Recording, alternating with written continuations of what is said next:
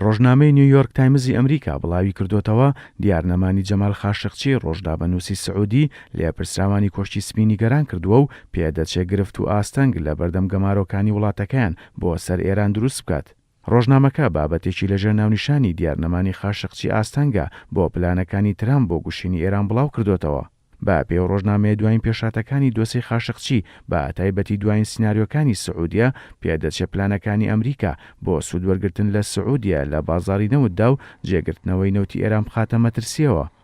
ڕۆژنامەکە لە زاری چەند لێپرسراوێکی ئەمریکیەوە بڵاوی کردوتەوە دۆسەی خاشقچی لە کاتێکی زۆر هەستیاردایە بۆ ئیدارەکەی دۆناڵد ترامپ بە تایبەتی کە قۆناغی دووەمی سزاکانی سەر ئێران لە 5 تشرینی دووەمدا نزیک بۆتەوە و ئامانجلی ڕاگررتنی هەناردەی نەوتی ئێرانە. کاتچی ئێستا ئەمریکا وەک هاوبەشێکی نزیکی سعودیە هەڕەشەی سەپاندنی سزا بەسەر ئەو وڵاتە دەکات و هەر بۆ ئەو دۆسەیەش مایک پۆمپیۆ وەزیری دەرەوەی ئەو وڵاتە سەردانی سعودی کردو لەگەڵ سەلما بن عەبدولعەزیز پاشای سعودیە کۆبووە.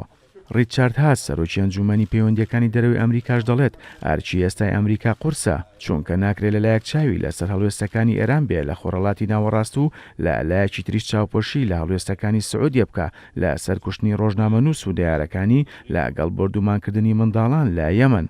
پسپۆرانی کاروباری خۆڕەڵاتی ناوەڕاستیش بە ڕۆژنامەی نیویۆرک تایمزیان ڕاگەیاندووە ئێستا ئامانجی ترامپ و سعودیە ئەوەیە ڕۆڵی سعودیە لە دیارنەمانی خاشقچی بشارنەوە و تەرکیزی گیان و ڕاگەیاندنەکان لە سەر تۆمەتبارکردنی ئەو وڵاتە لابدەن و جارێکی تر میدیاکانی جیهان سەرنجیان بۆ سەر ئێران و سزاکانی قۆناغی دووەم ڕابکێشنەوە.